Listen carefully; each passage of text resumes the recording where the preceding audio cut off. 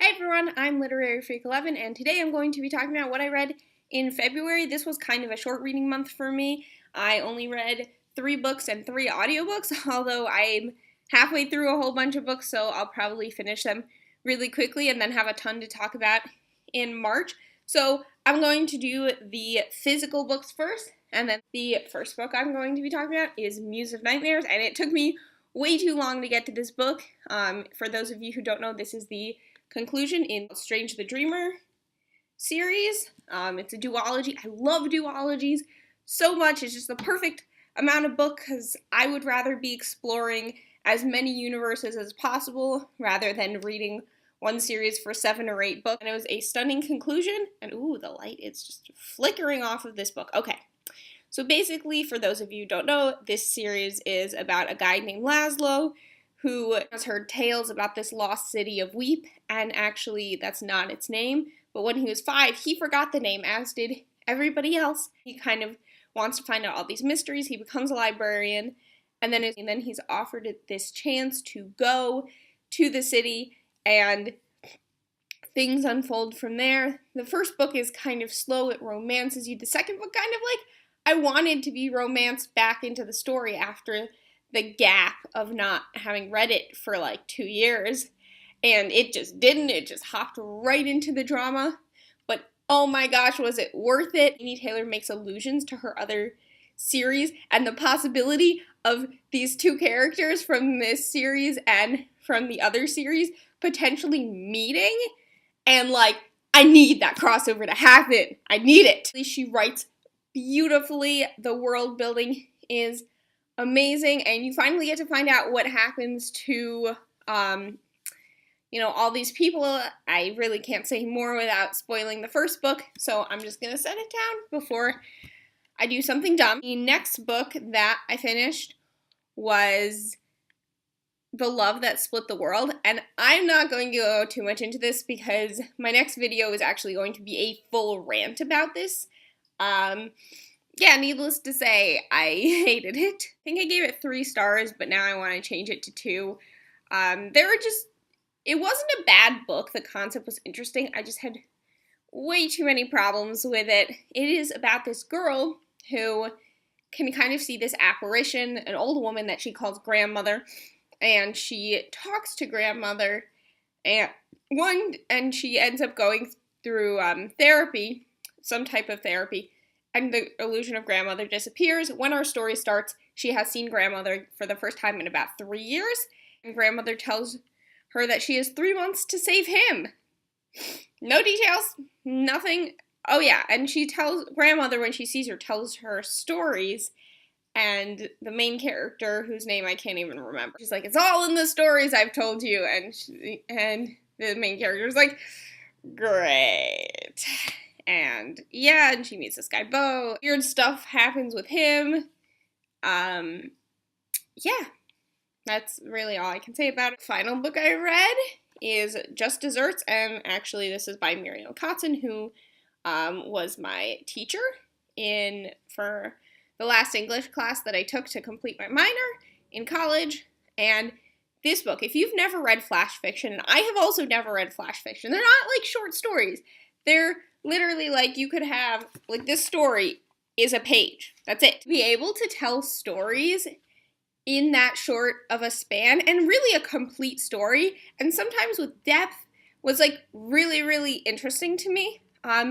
Some of these stories, there are certain things that are hinted to. I'm like, I think this one just went over my head, and I just kind of had to move on. This one took me a long time, because sometimes you read 2 stories, and that's enough, because you put it down, and you're just like, well, murder was alluded to, or wow, they kidnapped this girl.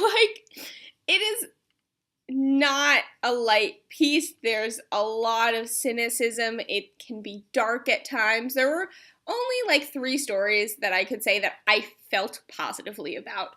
Agnes leaned on the horn. She caught the eyes of the driver in the car ahead of her as he looked into his rearview mirror. He raised his hand and flipped her. She tapped out "F-U" in Morse code on the horn, the only useful skill remaining from all her years teaching civil defense in the 50s. Young people today have no respect for the elderly. Eric slammed on his brakes. The woman behind him leaned on her horn. It's a red lady.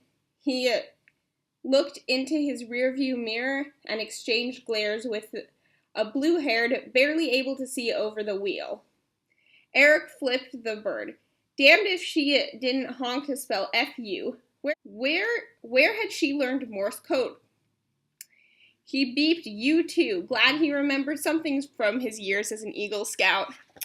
So I love that there's two different perspectives. And, in such a short story, it tells you how they learned Morse code, what their brief interaction with each other was.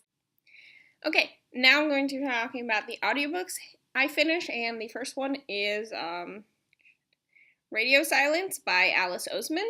And this book was so good. I mean, everyone loved it. I don't know what else I can say. The one thing that I didn't like was that it didn't hold a representative argument for, not going to college, but it also showed that, you don't necessarily need college, but sometimes you do. But our society isn't structured in a way that allows you not to need college, and I think that's the root of the problem, because, if we had trade schools, if you could, in high school, develop the skills to be an engineer, why would you pay for college for it? I actually did myself have a debate about whether or not to go to college. The truth was, it was fun, and I loved it, and it didn't help me get a job at all, and now I have to go to grad school because the job that I have, I did not pay 5 years at college to do this job. On the other hand, I did love that debate. I love the characters, except for Alan, and I understand whatever he's going through shit. So Alan felt used by Frances, but really he was using Frances. And that just made me so mad when he got mad at her. And so basically this is a story for the two people who haven't heard of this book, is about a girl. She really likes studying. She wants to go to Oxford. She is obsessed with this podcast, which is more like a radio drama called Radio Silence is the main character, I think, and it's called Universe City, and basically she ends up meeting the creator, and they become really good friends, and she learns more about his life, while also, becoming friends with his best friend, and so, it's a YA contemporary. I did love the debate about whether or not to go to college. I thought that that's a lot of things that, young people need. But the one thing that I didn't like was that she was choosing between English and art. And I'm sorry, but both of those are useless majors. As someone who wanted to study English, there's not that much you can do with an English literature degree. And that's what she wanted to study. And she's like, oh, I'm going to follow my dream and go to art. I'm like, no, hon. In my world, getting a degree in English, which I'm considering getting my master's in, by the way, so I'm not, dissing this degree, English is considered following your dream. And I don't know why anyone would be ashamed of you for choosing art versus English. At least, maybe this is a British thing. But, in America, English is also considered a worthless degree. And so, you can study English literature, you just have to know what you want to do with it. So if you want to go into editing, into the publishing world, stuff like that, if you want to spend your life working around books, please get an English degree. However, know that A, jobs in those fields are not easy to come by, and B, that it is a following your dreams major versus a science where you're more likely to get a job from. And so that was the only thing that kind of annoyed me about the book. But other than that, it was an absolutely fabulous, fabulous book. The Miniaturist by Jessie Burton. I don't know, sorry, why it's not. Okay, there we go. And basically this book is about this girl who is married off, and she goes to her husband's house, and it's this wealthy house, and she's like, okay, my mom's prepared me for all these marriage duties that I'm going to perform. And then her husband's not even there, and she's like, what?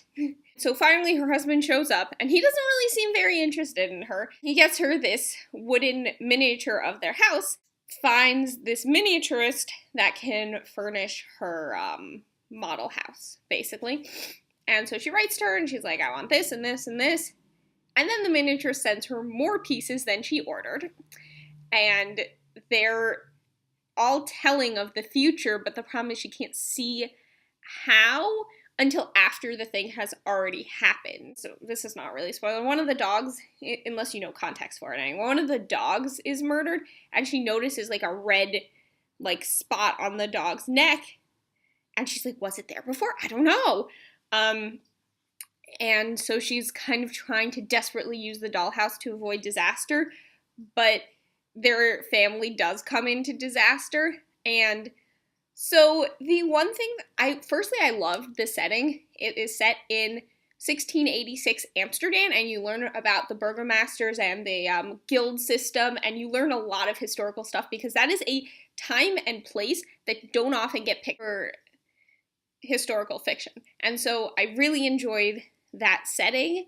What I didn't enjoy felt like a past stage for modern issues. Like, I really wish that they would have focused more on issues of that time period versus taking present issues and then just having the past, the historical setting as a backdrop for them. So that was really my only objection. I think I gave it 4 stars. It was overall a pretty good book. I know that some people have heard it marketed as a magical realism. The magic is barely present, so really don't go in for that reason. Final book that I finished is The Black Witch by Laurie Forest. And this book, oh my goodness, like, I was a little bit iffy towards the middle, but the ending just blew my mind. The main character, she's grown up kind of rurally with her uncle, and her aunt shows up and she's just like, I'm taking you with me to university.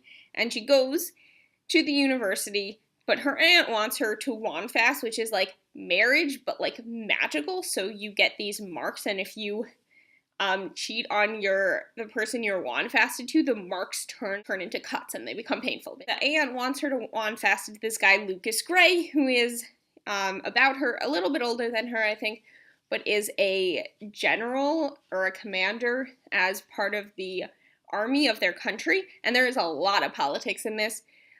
So they are mages, basically, and some can do magic. She's wand tested, she's a level 1 mage, she has no magic, basically.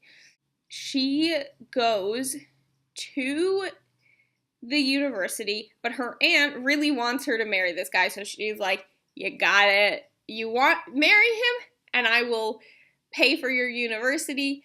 And her uncle's like, don't get wand fasted before you graduate, which is, I think their stint at university is 2 years. She really loves her uncle, obviously she grew up with him, and so she's fighting her aunt, and her uncle's like, you can still go, you just need to be a kitchen worker to pay your university bills, basically. And her aunt has sent her to live in this crappy room with Icarals, who are considered demons, who, like, the priest cleanses her because she was around them. And there's all this, like, racial politics. There's a lot of racial politics, and it's clear that, like, Gardnerians are supposed to be the white people, like, the evil conquerors. But then it also points out that, like, all these other races, that the Celts ruled the mages before that, and they were, like, really cruel to them, and the Fae ruled the Celts before that. So it's kind of like this massive history of, different groups being mean to overgroups and then them getting overthrown. And so this guy gets elected, and he is horrible. Like, he just wants to commit genocide on all these other species, except for, I think, one group of elves that are allied with them, and that's it. A lot of different races. And it's a high fantasy, and it is so, so good, and the main character is such a bitch, and, like, it never gets acknowledged, but, like, she kind of grew up with all these Gardnerian prejudices, and then she kind of has to overcome them slowly over the course of the book, and I love that, like, it shows that prejudice really goes all the way, because people hate her for being Gardnerian as much as she hates them for being Celts or elves or whatever they are. And so it kind of works both ways. And also there's like this argument, there's a group, the Amaz, and they essentially are only women. They will only take women. Any men on their property they kill on sight, mate with men, and then like leave the men basically. And if the baby is a boy, they leave the boy out in the forest to die basically. And so there's a lot of debate about how they think that, men are trash, essentially. And it's like, yeah, but you can't believe all men are trash. A lot of men are, like, really nice and are really good people. And they're like, no, men are horrible.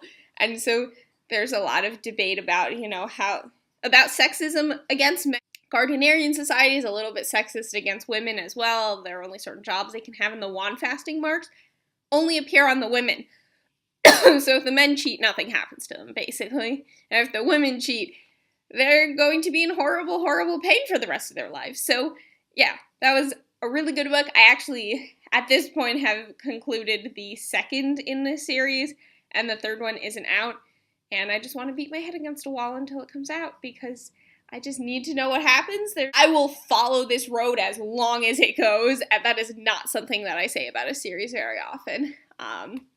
So that's all I read for February. Don't forget to like and subscribe down in the comments. Let me know what you're reading right now, if you're reading anything interesting. And thanks for watching.